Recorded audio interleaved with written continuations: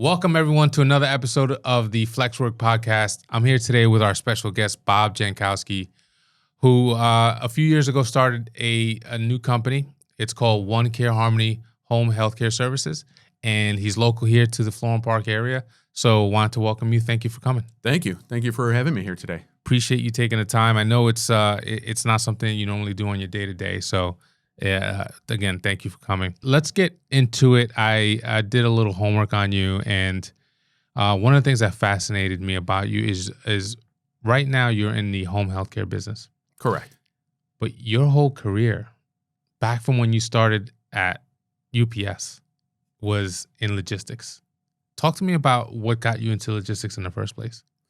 I think what started me from a logistics standpoint was just the opportunity that UPS gave me, really giving me a building block for the whole supply chain network, really giving me the education, the formalities, giving me the opportunity to get into management and understand part of the whole supply chain transportation thing. I think that's really what gave the cornerstone to my whole entire career, and then actually made me the building blocks for me to taste that opportunity through supply chain. Gotcha. So you started at UPS, and then you transitioned several times, and it seems like you kind of moved up the ladder every time. It was like a upward move every time you Yes. Go ahead. So it was excellent. So I've got a little different pathway, kind of the school of the hard knocks, going through education, starting to work, starting to understand as my career grew that I had a lot of opportunities, and as I sat with my friends that were going to school, I always had the flexibility and the monies because I was working, and I started to get promoted again and again and again, and it started to be like, wow, do I really need the education part of it here at this point? I just like to go to work. And it's being very, very successful, positive, reinforced me from that perspective. And then after several years, I think it was probably 10, 12 years, started to realize that if I'm going to make that next step, I need to really figure out this education pieces of it. So what then happened after that? Like, what did you need in terms of the education piece? The education piece was I think it was just the formalities of having a college degree. Interesting enough, too, is I had taken economics 3 times in junior college, and couldn't figure it out. Started working, having P&L budgets, things of that nature. Took it the 4th time, and it was like, oh yeah, this is easy. What don't I get about this supply chain or the supply and demand pieces of it? It was simple. So I had again, I was working during the day, going to school at night. It wasn't easy, but it definitely paid its dividends through the education pieces of it. Was very fortunate to go to school with some very diverse groups. There are people that were like me that were working through it. There were older people that were looking to get their degree. There was younger people there that were just trying to figure out their way through it as well.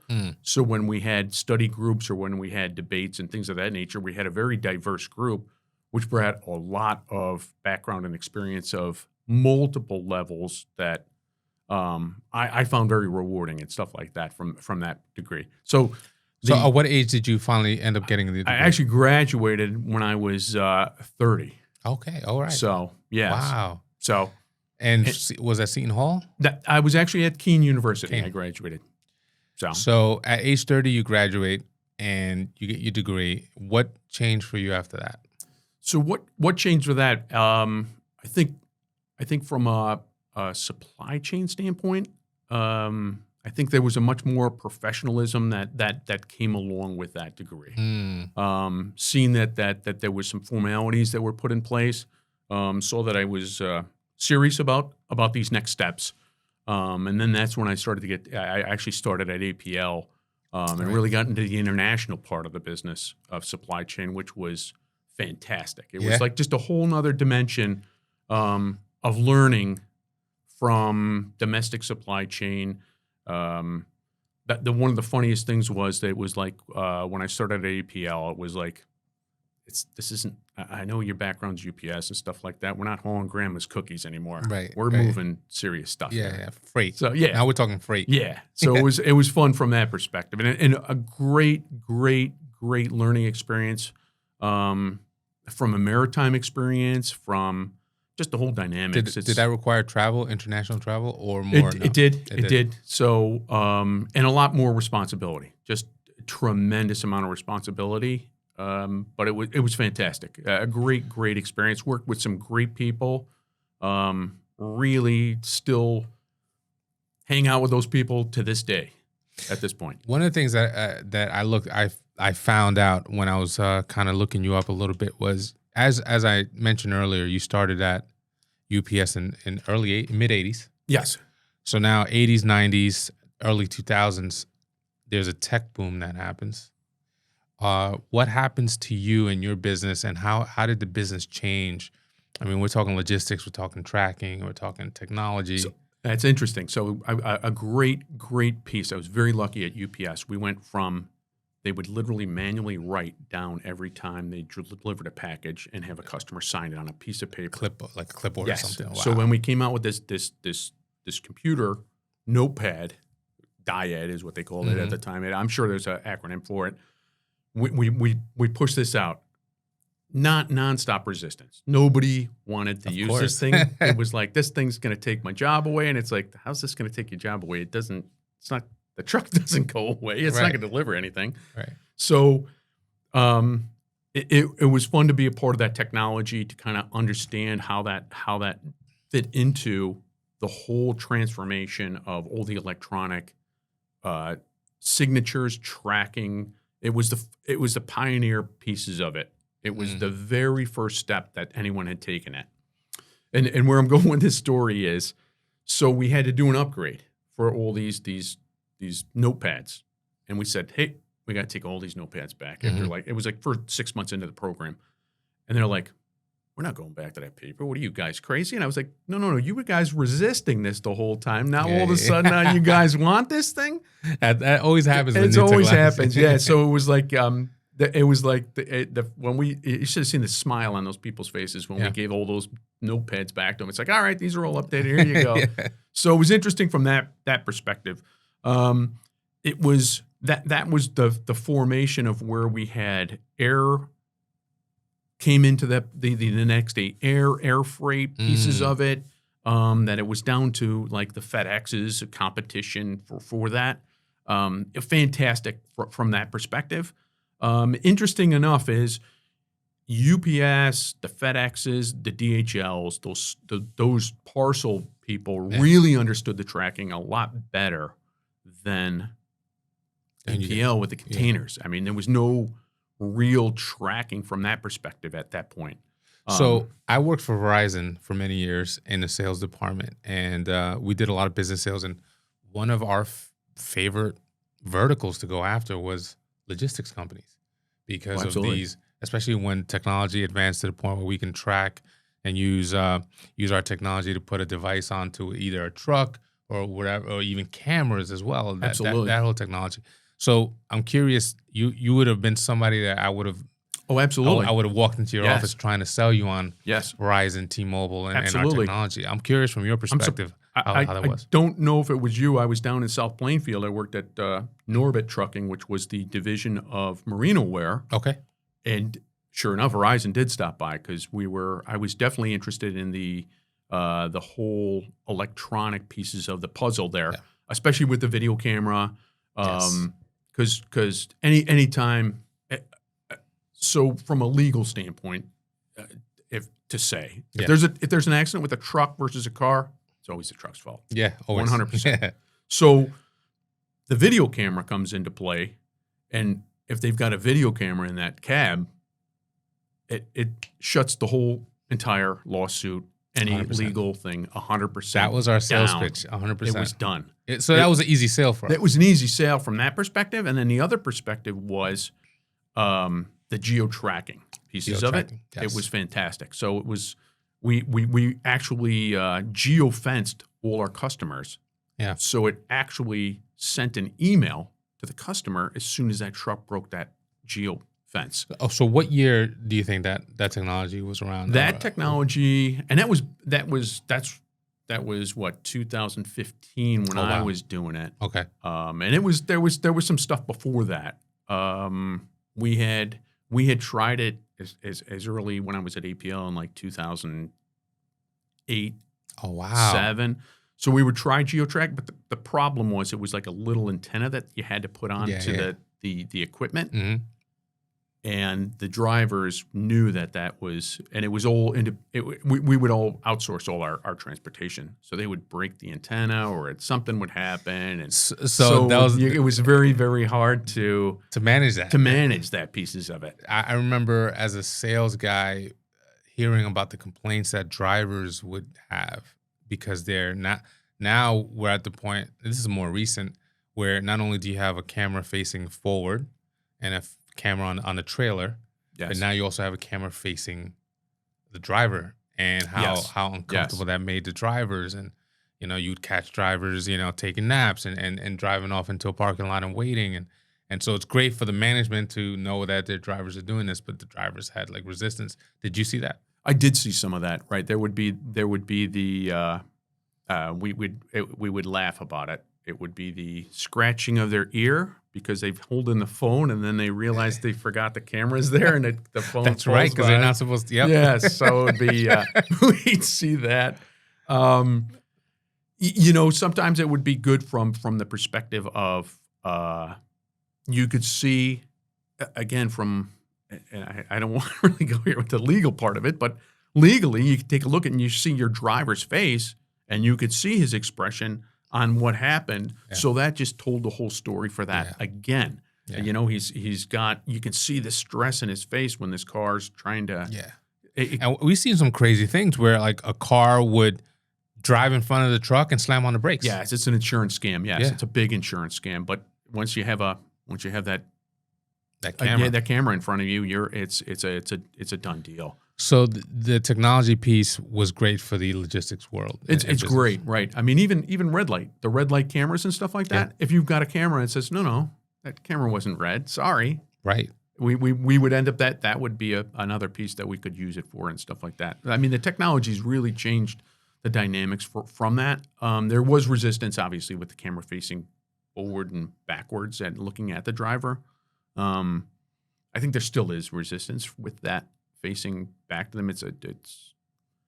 I think that they feel like it's Big Brother watching at that point. So they truly, and I haven't seen much resistance on the camera forward and backward on the back. Yeah, no. They feel that that's more of a, hey, you're supporting me. You're proving my case that I wasn't in the wrong. Yes. So on the issue of, so you were doing international freight towards the end of your logistics career, so you never really had to deal with the competition aspect of like the FedExes and even the Amazons. Did that affect you in the latter part of your career? Not so much. It was more of a, I would tell you it's more of a positive experience from the aspect of my part of my career when I was at and this is probably what's triggered most of this entrepreneurial pieces of it. I worked for a company in New York, Signature Systems Group, and that was a startup, and that was fantastic. It would be, you'd go into a room, hey, we've got this customer, they want gazillion dollars worth of flooring and stuff or whatever it is. Can we do this in this time frame? And it'd be like, seems very unrealistic. And we'd basically, Barnon would tell us, it's like, well, let's sit in the office, let's sit in the room, sit around the table here, let's figure it out. And when we figure it out, then we can walk out. Yeah. And everyone had their own part of it. So there was a procurement part of it, there was a sales part of it, there was the manufacturing operations part of it, my side of it from transportation aspect of it. And that was fantastic because we would do They did some sort of revolutionary product. There was this huge mat and they would do it for oil exploration. And it would be, hey, we've got this customer. They're in the middle of Ecuador, in the middle of a rainforest. It's a great account. Can we do this? Manufacturing, yep. Procurement, yep. Sales, yep. Bob, you know how to get to the middle of Ecuador? Nope. To the middle of the rainforest? No way. I don't know what. But it'd be like, yeah, I'll figure it out though. Yeah. And it was awesome. So it would be working with freight forwarders. It would be working with the FedExes, the UPS. It would be working with some of these ocean carriers, all those relationships that I had built, putting all those pieces together to make that happen. And the greatest part about it was Signature gave me the confidence that, hey, you're the supply chain guy. Make it happen. We know you're the expert. Yeah. Do it. And we did it. That's a great feeling. So you had that autonomy. Yes. So it wasn't somebody looking over your shoulder. It's like, hey, I'm not in your sandbox. Get out of my sandbox. Right. What are you doing this? Right. So that was really exciting and stuff like that. In the world of supply chain, what's the biggest stress? What's the stuff you lose sleep over? Is it like you lost containers on a ship or something? Or that would happen all the time. It would be lose shipments, or it would be so a big dynamic is time-sensitive freight, or it could be extremely hazardous, or it could be extremely like a pharmaceutical, have to be refrigerated, time-sensitive. Have to be. Yeah. Absolutely have to be. Could not lose any refrigeration, or it was just ruined. And that happened, I'm sure. It happens. It happens, and then it's just damage control, right? And a lot of things that we would always say in supply chain. One of the guys that worked with at Signature, it was just a given thing that you would do. Russ would say, it's not that it's going to fall off the tracks. It's going to. It's how can you fix it and get it back on the tracks to make it happen and get it done. That's what separates the boys from the men when it comes down to this at the end of the day. So, right. I mean, it would be a great one was you've got a concert at the Meadowlands, and the ship's late, and they've already sold that concert at the Meadowlands, and they're like, and the ship is carrying what? It's carrying the stage, and it's carrying all the equipment, it's carrying everything, right? Oh, and you're like, I can't get to the ship until it gets to the port, right? And it's like, yeah, but the concert's Sunday.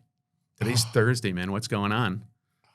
So that would be some of the stress. It was like, but you figured it out. You made it happen. It would be some of the craziest stuff that you would be on weekends and nights. And that makes me think of 2021, year after COVID, and supply chain comes to like a screeching halt, right? Because the world opens back up. Manufacturing starts to reel up, and then all of a sudden stuff isn't getting to the U.S. in time, and retailers aren't getting product in time. I mean, you were there. How did that affect you? It was so. What happened was it's the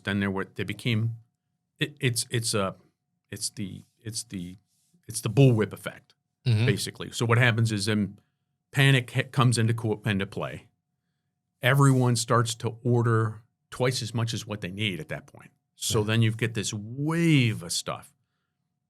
And it's just the nature of the beast. And what they did was they've created this massive demand, which outstrips supply. Yeah. So the rates go through the roof. Right. And it was trying to control that even from a warehouse perspective, that it's like, hey, you just ordered 1 million containers or something, and we can only take 10 containers in this place. Right? So it was understanding the dynamics and how to work with that. And I think the best way to get through that was, for me, at least in my perspective, was relationships that I had built over the last 20, 30 years to get through those craziness of how do you get on the ship? How do you get your containers out of the rail yard? How do you get all these things done without, at the least cost, try to kind of keep control of your supply chain? Because like what you're saying is right, there's these huge gaps. And at the end of the day, we all know it, right? Customers don't care. They want their stuff. That's the end game is they want their stuff, or they're going to go somewhere else. And the retailers are losing money, right? Because they can't stock the shelves. Correct. And then that goes back to like in APL days and stuff like that. With Walmart, had started what it seems to be a very commonplace now too is the penalties that they charge back to these retailers or suppliers because they can't deliver their goods on time or whatever that is. So there's a lot of pressure from that perspective too. So the bigger box stores, how they leverage their spend and well, just their footprint on top of all the supply chain and logistics and stuff like that. It's very taxing to the whole economic standpoint of the supply chain today. I mean, it's today, right? So as demand falls off, everyone starts cutting their throats, and everybody's just crushing the whole pricing structure. Right. It's very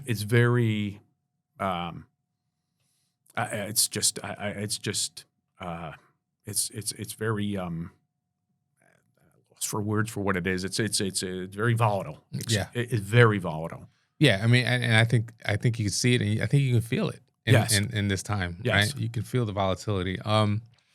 So that kind of brings us to 2024.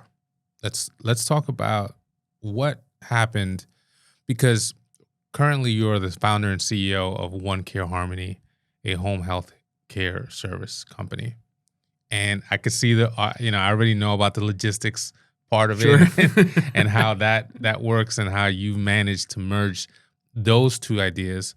But man, what a pivot, right?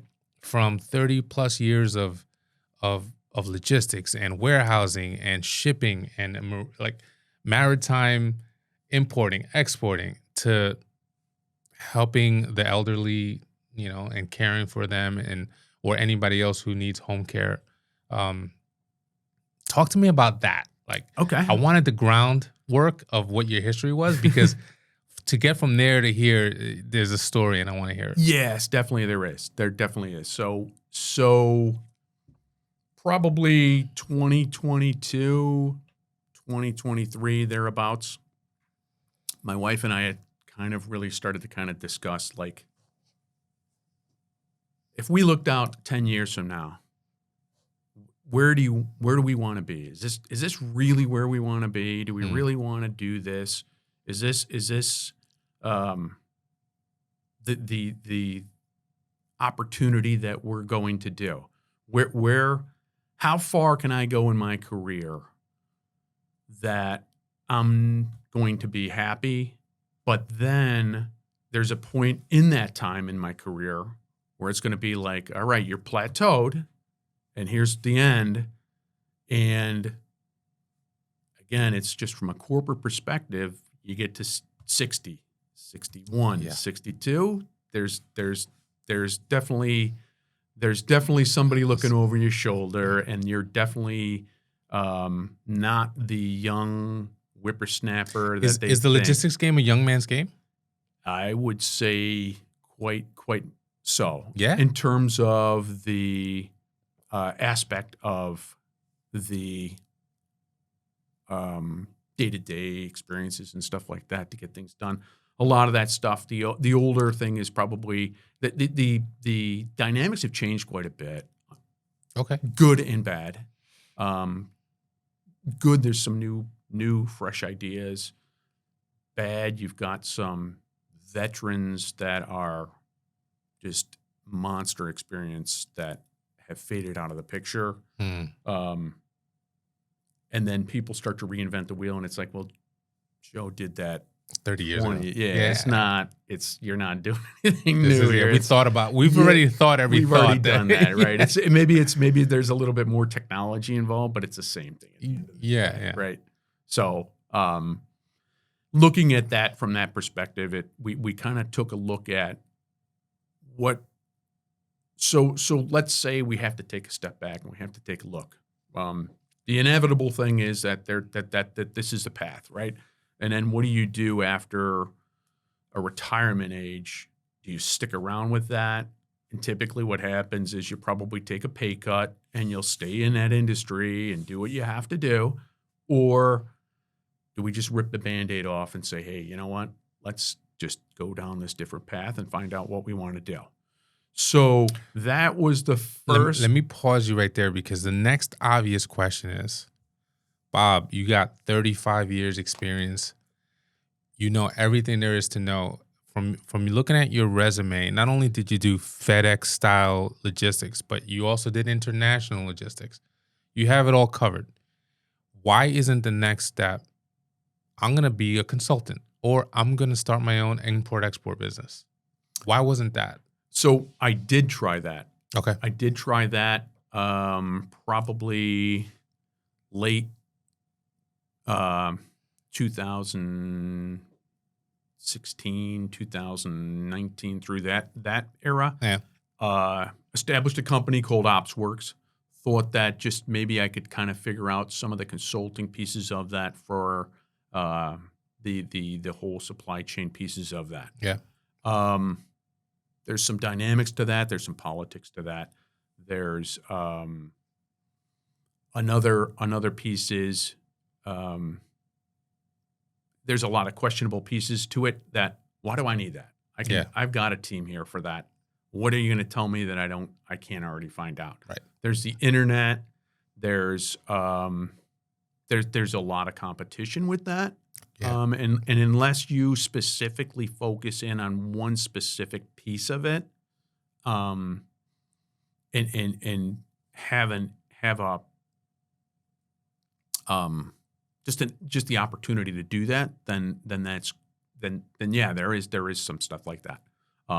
I do consulting to this day. Okay. I mean, literally last week I had some supply chain stuff that I had done, and awesome.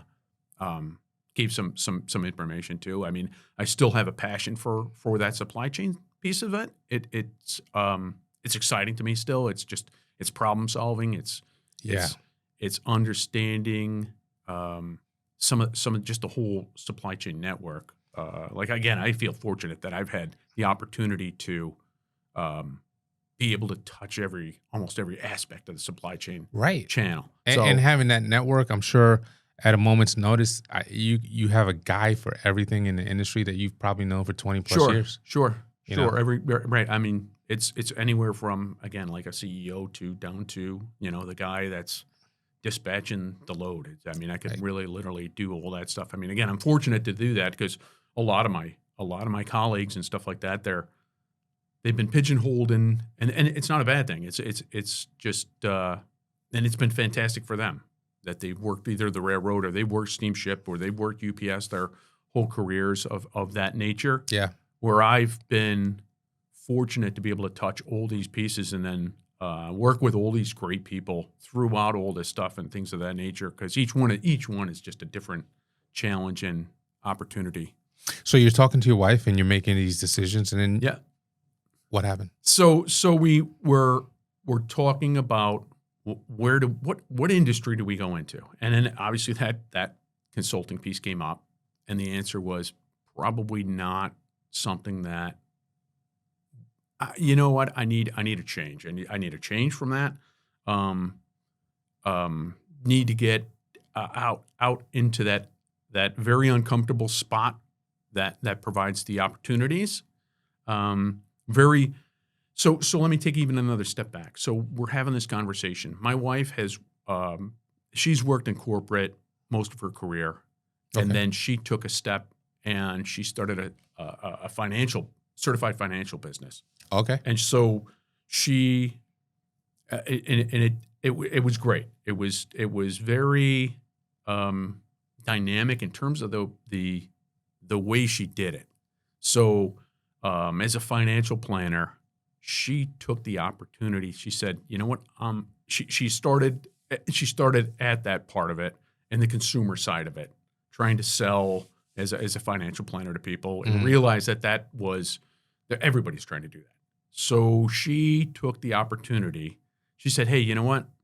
There's a huge opportunity to do all the financial back office work. And these people continually see all their customers, and I can get all the stuff done behind them. So then I sit there and I give them the plan and then put the plan together, and here it is. Yeah. So that it was great. It was, and it also provided her with a very vast network. So we had customers in Alaska. I didn't. She did. Yeah. Texas, New Jersey, California. I mean, it was all over the place. It was like, wow, how, and it was the internet and things of that nature, and the way she had started her business. Had some personal issues with my wife. She developed stage 4 cancer. Oh my God. Breast cancer. Sorry to hear that. So that really changed the dynamics and things of our life. So that was, how long ago? That was 5 years ago.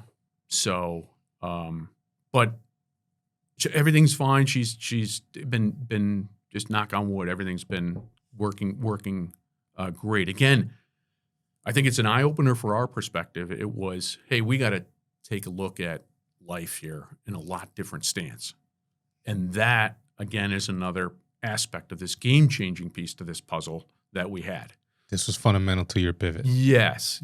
So we're not going to work for corporate for the rest of our lives. It's not living. It's not really enjoying family, getting with kids and stuff like that. Priorities really changed like overnight.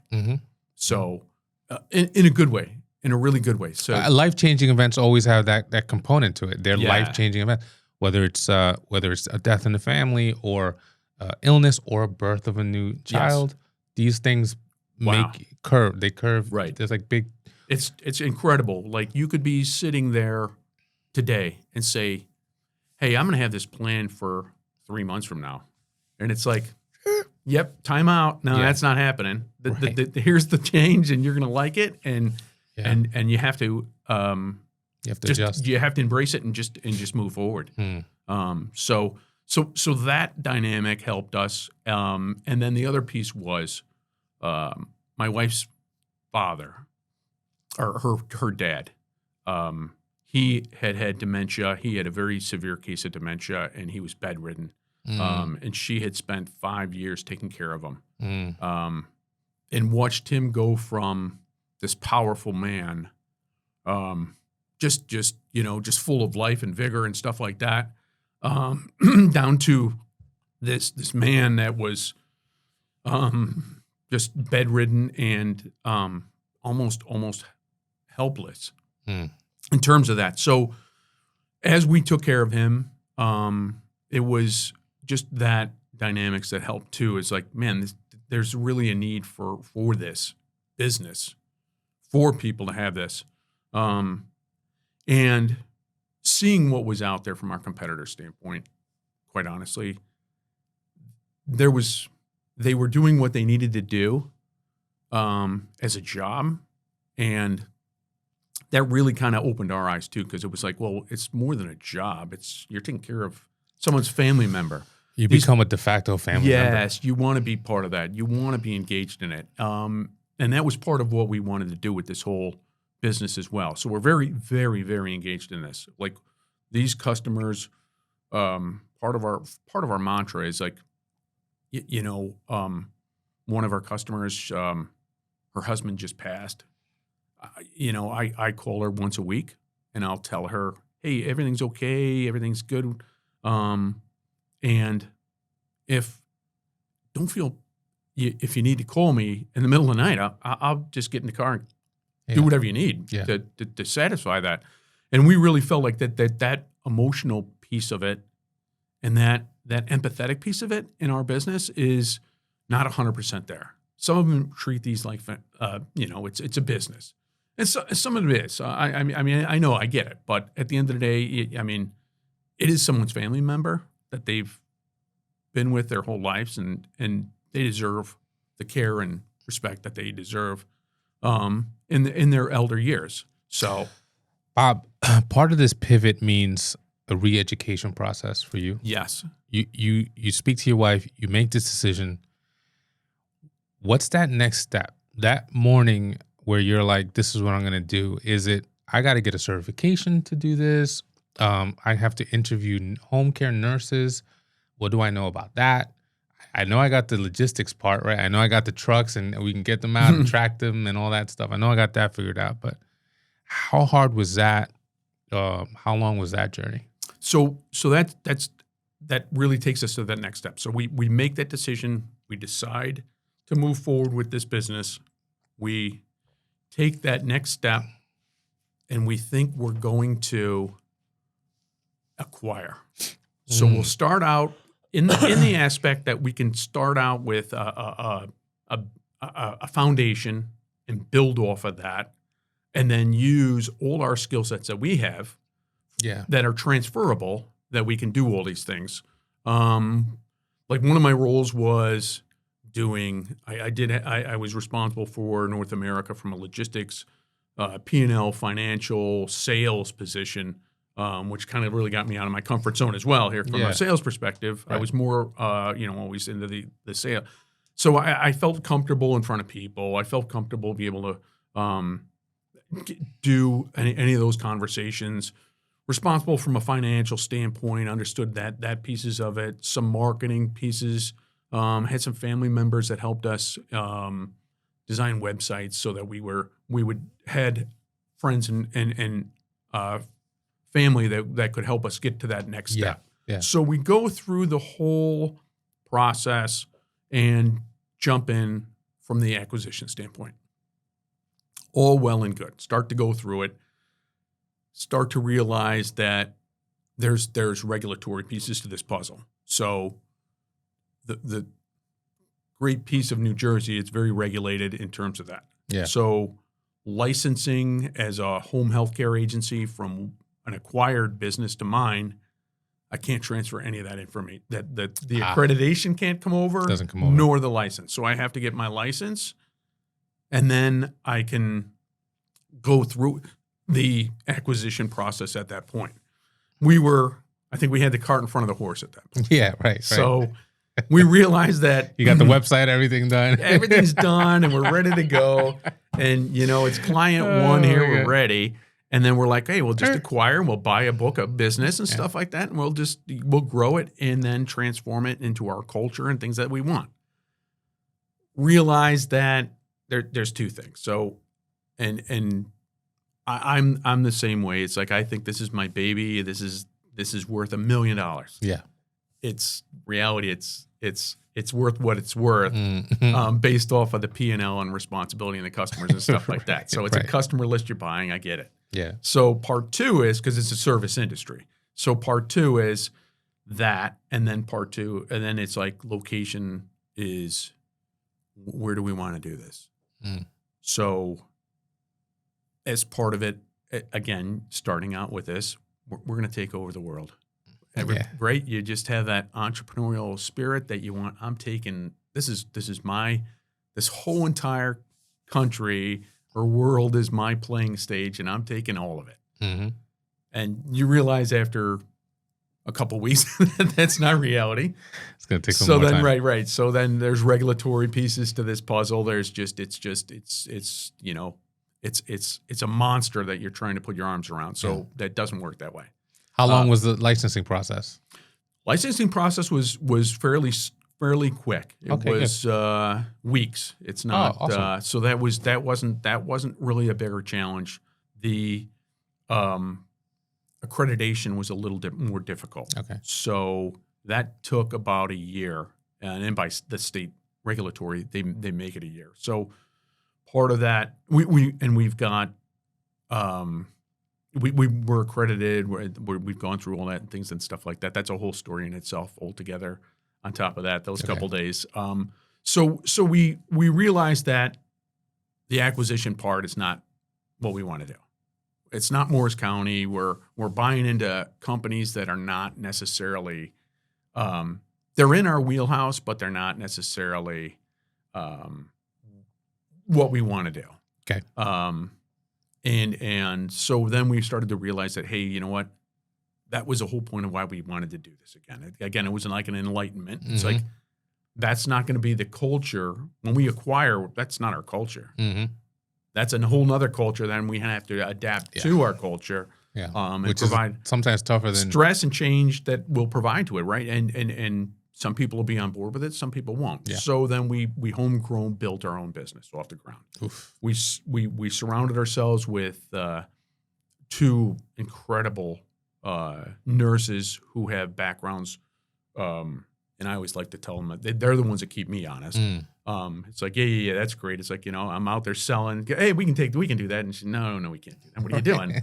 And I'm like, oh, okay. I thought we could. I thought, it's kind of like that. And okay.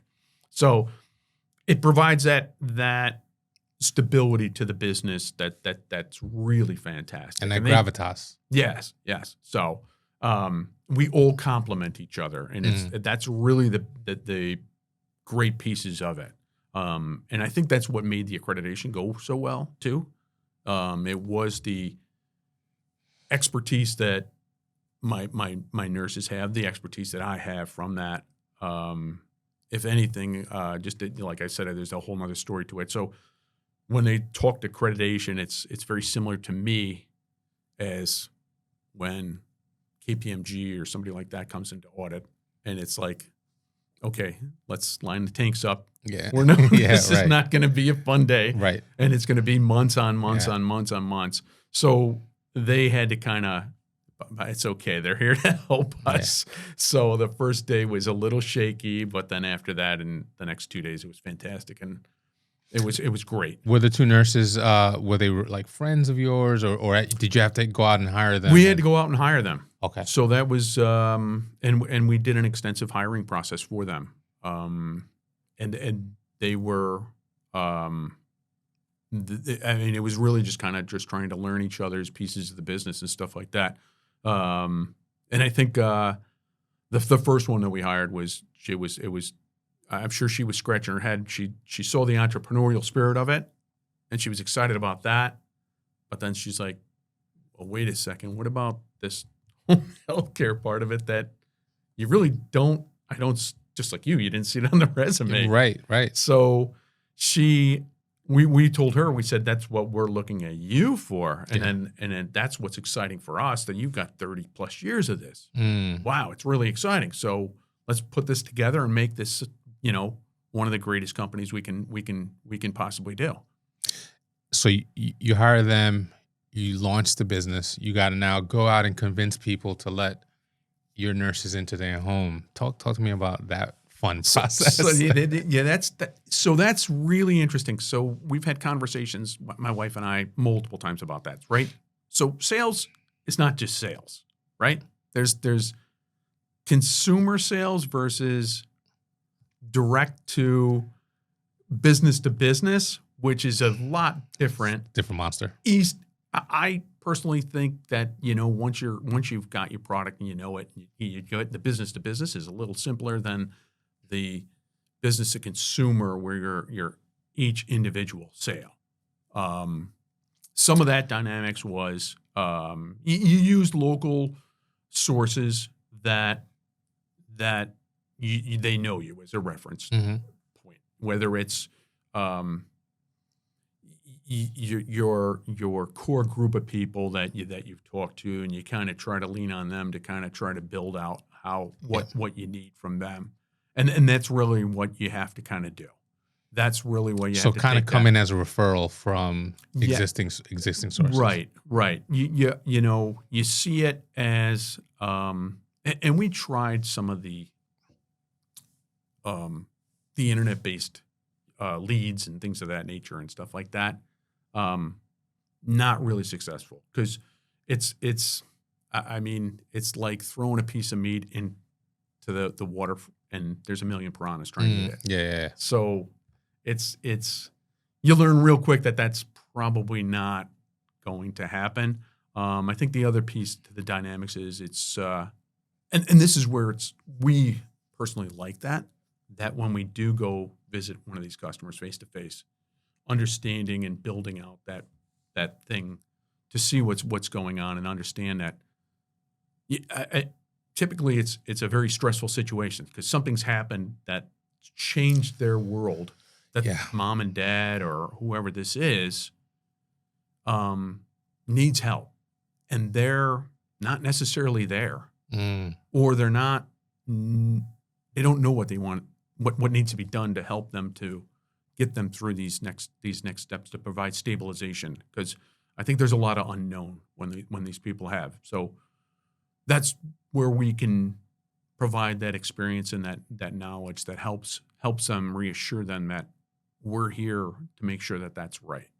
Are you still at 2 nurses, or have you grown? No, we've right now we're still at the 2 nurses, Okay. but we're continually grow with the home health aides that we do. So explain to me the difference between a nurse and a home health aide. So a nurse is the one that is the compliance and the one that would oversee the home health aides.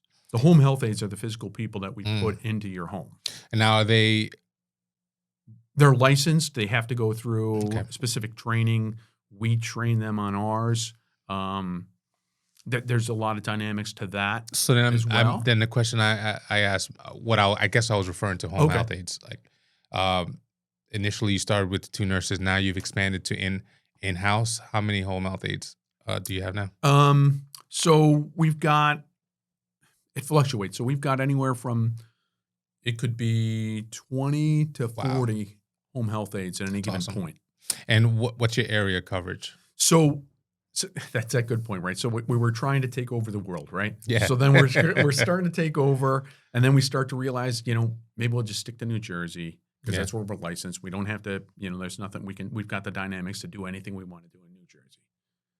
Then we start to kind of realize it's like we can't physically get to like Mount Laurel tomorrow if I had to see that customer and then run up to Parsippany and then go over to Morristown. It's like, so we really kind of realized at that point, Morris County was really our area, the dynamics for it. So that's why we really kind of focused in on that. It's not that we don't use or won't help Essex County. It's not like we won't help any of this Passaic or any of those counties as well. We just really focus in on Morris County right now, just because community. It's our comfort zone, and it's where we've been here for 40 plus years. So we're very, very familiar with the neighborhoods and makes those sense. people. Yeah. As a startup, there are many challenges that companies have. I mean, whether you're expanding and growing or not, you're going to face tons of challenges. One of them, it sounds like you guys are successful or seeing success. One of them would be staffing. And I'm sure you spend a lot of time working on staffing. Oh, that is one. So and we have high standards. So, which means you have high turnover. No, it means that we hire less than 10% of the people that actually put applications in. Awesome. So we really try to vet these people to the greatest extent. Sounds like that would be a great differentiator between you and other. That's what we try to do. Yes, so that we've done our vetted process through it, and having a small team. This is some of the best part of this. We all kind of sit in a room and say, okay, here we've got 3 candidates here. Which ones do we want all 3? We can take all 3, or do we want just this one, or this one? We all have to agree together. That's okay. This is what we're going to do. So we're very open from a communication standpoint for that. So that's good, and that provides us with that opportunity for that. But it's a very laborious part of the business. It really is, staffing. I can imagine. Is it? Has it gotten better in terms of the availability of candidates? And what's really interesting? It's a very seasonal business. Is it? In terms of how it comes with demands. So like around the holidays, it'll slow down around Thanksgiving. And that's leads. I'm talking leads. Like the major day-to-day business that continues to flow every day. Mm-hmm. For whatever reason, everyone gets distracted with the holidays. And then what happens is all these families get together, and it's like, oh my gosh, did you see mom today? Oh my gosh, we got to look and try to figure out something, what's going on. So January 1st, Really? boom, it's wide open. Everybody's going crazy. You get all this. That's really interesting. Yes. So, and then comes summer, everyone's on vacation. They're taking mom and dad around and things like that. Yep. Everyone gets a little distracted. So right after Labor Day, hey, the kids went back to school. Who's taking care of grandma? Yeah, right. So that's a whole nother. There's a big spike with that too as well. So it's interesting from that perspective that it was. And I mean that was clearly something I was not prepared for when I came into. Yeah, that strikes me as surprising, to be honest. Like I feel like in the fitness world, people, January 1st is when everyone goes back to the gym to get back in shape, and so it's a funny timeline. Right. January 1st, people want to take care of grandma. So here you are, about a year and a half in. We're probably 2.5 years in at this point. 2.5 years in the journey. We're into it because, I mean, part of it, when we established our license, that was 2022. Okay. So, and we were in acquisition mode. We were really in acquisition mode.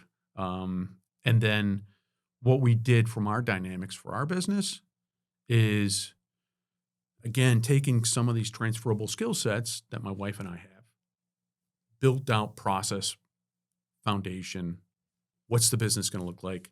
Here's the business plan. Here's the financial plan. Here's how this operation is going to work. How do we do day to day? All that stuff was laid out before we even. I mean, you're never going to be 100%, of course. But we used all that knowledge that we had and did a brain dump to try to figure out, okay, what are we going to do? Hey, here's day one with customer A. What are we going to do?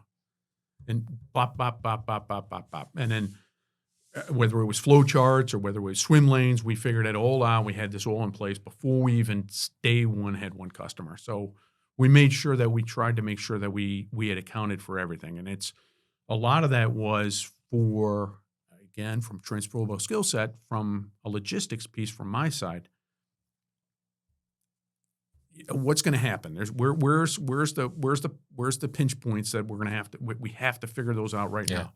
Like, it's the same from a transportation perspective. Hey, we told the customer we're going to be there at 9:00 today.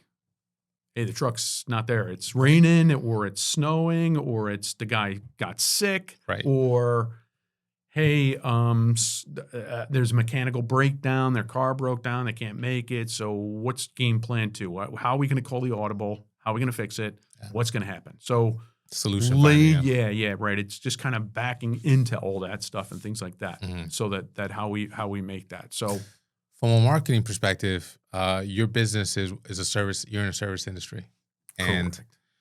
Now one of the ways you differentiate yourself, and it sounds like you're really focusing on the customer experience. Yes. How are you currently measuring that? So basically, that is measured through. It starts day one. It literally starts day one. So when my wife, Kristen, or myself open a case up, mm-hmm. the nurse is there, I'm there, or Kristen's there with the aide to make sure, and I call it the avatar effect. It's that aide is going to match up with that client.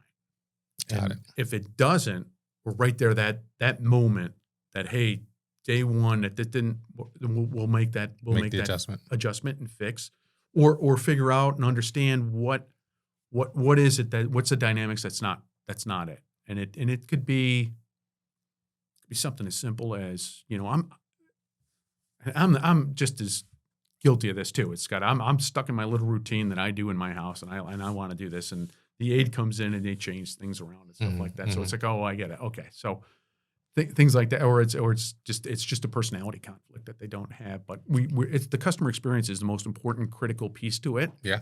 And it's the comfort level, not only that the parent has, but it's the kids, or it's whoever the other responsible party is, and that they're happy. Right. And it's a trust factor too. It's a huge trust factor. It's a strange aspect. Not strange. It's something that's not typical. Typically in the service industry, let's say you're a hotel or what have you, the person that you're serving is the person that's giving you the feedback. In your industry, it's not necessarily the case. Not necessarily the case. Right. That's So correct. you could be dealing with the client is an elderly grandmother, but the people that are giving you the feedback are her children, her son, Yes. things like that. Yes. So that kind of, I think that brings up a few challenges, right? Because if he's getting secondhand information, and there's probably miscommunication there. It does. Grandma says this, but your healthy your aide is telling you something else happened, like, right? And again, these are transferable skill sets. So it's like you have an argument at work, and it's like, all right, there's A and there's B. Yeah, right. But really, at the end of the day, C is the answer. What happens? There's some truth between all that stuff, and it's a great example of that would be. So you've got secondhand information coming in. Mm-hmm. The actual person that we're taking care of has dementia, Mm-hmm. and this has happened before. Their hats are missing, so then they obviously the first thing is, oh, someone stole all the hats.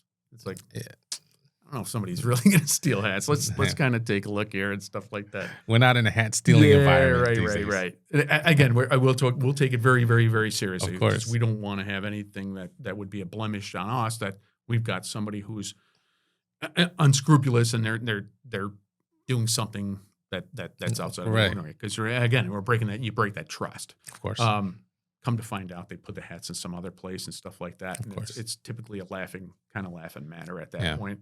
But at the time, we do take it very serious and stuff like that. Sometimes people's feelings get hurt because of that. But we know there's a human element to this too as well. So of course, we try to educate all people around that, so that again we're very open and we're very engaged into making sure that situation is. That's awesome. When it comes to marketing your business, what is it how are you separating yourself? How are you getting known? How are you spreading the word? So that's a really good question. So, right? Again, that from a marketing standpoint, you think about this, right? We're gonna take over the world. We're gonna be Google #1 every day of the week, right? Yeah, right. That's us. We're awesome. We're gonna knock it out of the park. Yeah. Everybody on Google is gonna know that we're there first. Everybody's got an SEO that's making them -- so course, it's a fight. It's a fight to the death there, I guess. Yeah. I don't know what else to say, right? So we've learned pretty quick from a marketing standpoint what works, what doesn't work. Mm-hmm. We've tried everything from simple signs that on your shopping cart at the ShopRite in Chatham, and Uncle Giuseppe's in Morris Plains. We've got we had our signs on those there for a year and a half. Great audience, but there's that challenge from a marketing standpoint. So, because your audience isn't Uncle Giuseppe. It's the clientele that they have there. That's going through there. So we thought that would be good exposure in terms of that. Good in terms of provides visibility, and a lot of our clients are like, hey, that's who our company is. Mm-hmm. But the bad part of it is not necessarily the client's children live there. Right. So they don't see the exposure of that information and stuff like that. So we've tried a bunch of different things. Again, you've learned through, the internet has just changed dramatically in terms of the things that you can do. Yeah, for sure. AI has played a part into this now as well. We've seen that as that's changed some of the dynamics in terms of how marketing is presented. We're going up against, I personally like it, the franchises, because they've got their cookie cutter style. Yeah. And this is going to be the same one in Baltimore, is the same one that's in Philadelphia, is the same ones that's in New Jersey. So is that where you're headed to, franchising one care? At this point, no, not yet. Okay. I think we're very happy with what we're doing at this point. But from a marketing and advertising perspective, it's a clean slate for us, and we see dynamics that change with that. Like you think that this works, and it's like, yeah, that's got to work. Why would that not work? And it gets the visibility, it gets the hits, it gets the things of that nature out there, but it doesn't necessarily always work. And we use traditional forms too of marketing. Newspaper, radio, stuff like that too. Yeah. You'd be surprised, right? That that has some dynamics that works as well. So it's a little, there's a lot of audibles you'll be calling through that. When it comes to hiring you guys, is it what percentage of your clientele are not able to make decisions for themselves anymore? So, for instance, if you're saying dementia is, you mentioned that a few times, what percentage of your clients can't make this decision and it's being made by someone else? It's probably 50%.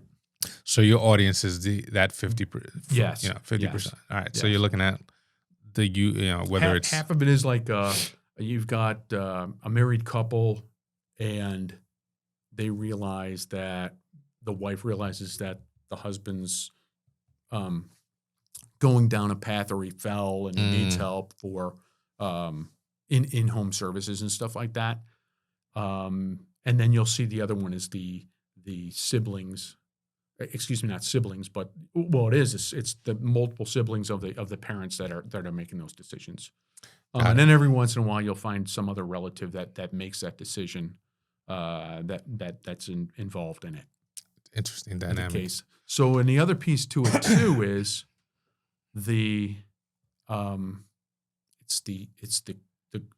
so everybody. I'm not going to sit here and say that people don't want it. There's a lot of people that want it. They can't. It's cost issue. Right.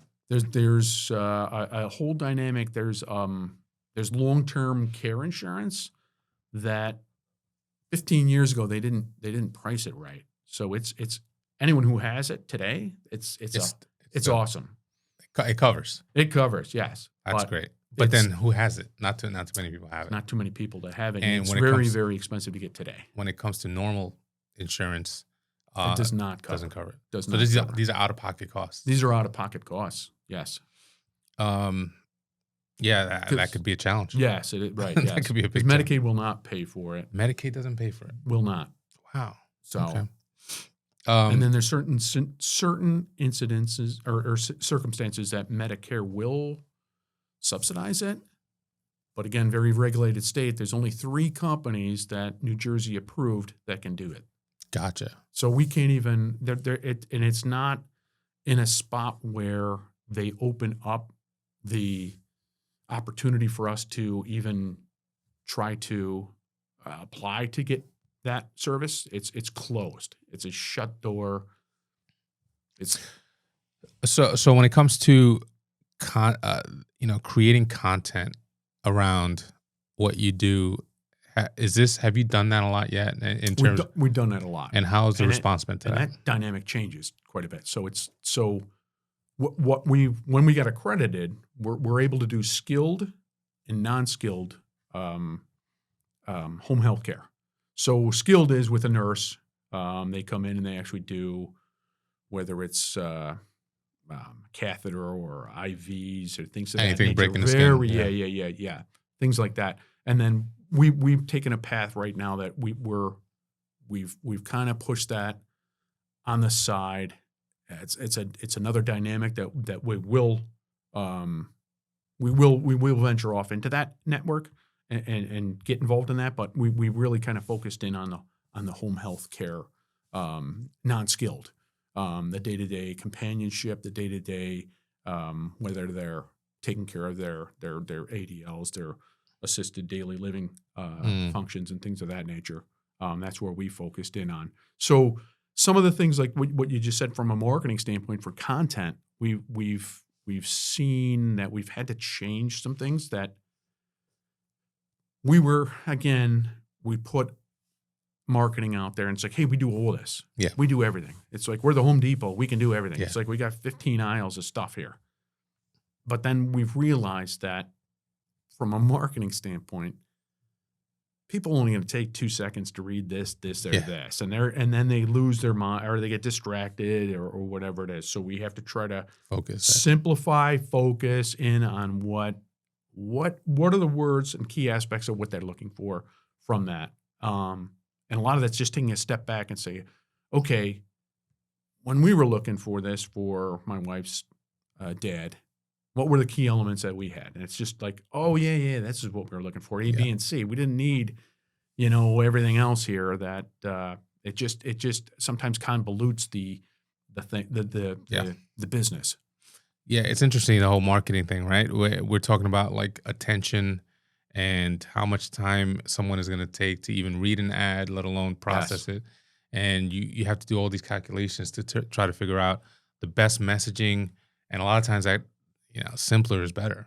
Simpler is better. I mean, and then you try not to make it overcomplicated, right? It's like, hey, is it color? Is it font? Yeah. Is it it style? What style? Yeah. Hey, is it the right pictures that we're using? Is it and again, right? It's simpler is typically better, and it drives home a very quick and solid point. Yeah, it sounds like you're doing a great work and a great thing for people in and around the area of Morristown. What is it that you want to share with the audience that you already haven't shared? Whether it's how to find you guys or website, that type of stuff. Because I think it's important that we get the word out. Help you get the word out if we can. No, I appreciate that. Because obviously, at some point we're all going to have to need somebody to take care of. So. Sure.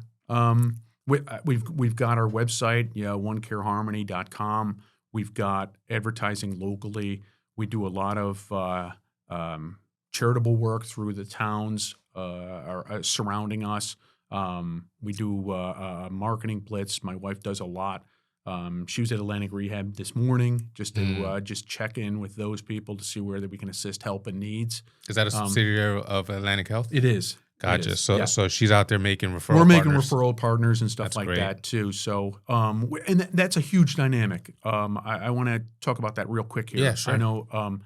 So we've got there's physical therapists and then there's what we do. And then there's right now we're not in skilled. So if the opportunities come up with that, we partner with people that are complementary to us so that we all can make sure that it's just like a referral. Yeah, I'm going to give you these are my clients that need this help. So they come from a trusted source. So that really is a dynamic that helps all of us at the end of the day. Sure. And it's a partnership. It's not necessarily we're not competitors. So it just you offer different provides services. Yeah, everyone who provides different services, we're here to help you and transition that. Takes the stress out of the parent the patient's situation, and that's really helped out a lot too as well. I think the number one thing that anybody looking for services like this, what they're looking for is peace of mind. Yes. And if you have a solution where you can offer physical therapy through, let's say, an Atlantic Health partner and in-home services with your team and possible other services if you need skilled services with another team, I think that drives home the point that you guys care enough to want to give that solution and take stock in what's going to happen. Right. And part of it is, as they become like a de facto family piece of the business and stuff like that, something that we take a very family oriented piece to that business. That's what it sounds like. When we realize, and we've had clients like this, and it's more of a personal reason that we do this for this family and stuff like that, that their care becomes so much more than home health care that we have to, we'll sit down and have that difficult conversation with them and say, hey, we need to plan out part B. Where's B? We're here at A. B is coming. We need to kind of transition out of it. And even if that means them going to another company, An assisted living, if they had to go to an living. assisted living, it's part of our value from our company as something that if someone asked us, we say what we do. Yeah. So if we know that this is a very complicated case and this is becoming something that mom and dad can't walk up and down the stairs anymore, mom and dad are a full risk to the point that they need round the clock care. They need assisted living care. They need to be in a facility. They're at that point. We'll have that difficult conversation with them. It's all about the patient at the end of the day. Yeah, I think one of the things that survive in times like this, when it comes to businesses that have tons and tons of competition, which I know this industry does have a lot of competition. I think one of the things that kind of cuts through all of that is having great ethics and morals. I think those types of things always stand the test of time. You do right by the customer. Ultimately, over a long period of time, you're going to win. And it sounds like, Bob, that's the fundamentals of what your company is based on. So kudos to you for starting a company and focusing on that. Now, do you guys have any social media handles or anything like that, or Facebook? We do Facebook. We're on Facebook. We're on Instagram. We're One Care Harmony. One Care Harmony. Again, it's out there. We're attached to a lot of the communities as well for that. So awesome. So yes. So I'm glad you listed those. We will put those in the description as well. Thank you. Thanks, man. I really appreciate this conversation. Really appreciate it was awesome.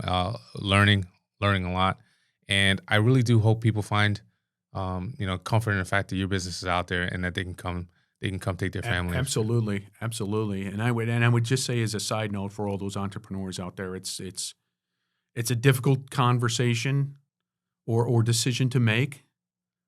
Don't think it happens overnight. It takes a little while to get that train out of the station. But all the hard work, all that effort that you put into that, it will pay off. It will be rewarding. And you get to pat yourself on the back because it's all for you. Awesome. I thank you for ending on that nugget. I mean, I'm not going to try to say anything after that. That was great. Bob Jankowski, thanks again for making this trip down here. We will see you on another episode of Flexwork Podcast. Awesome. See you guys. Thanks. Thank you, Ludwig.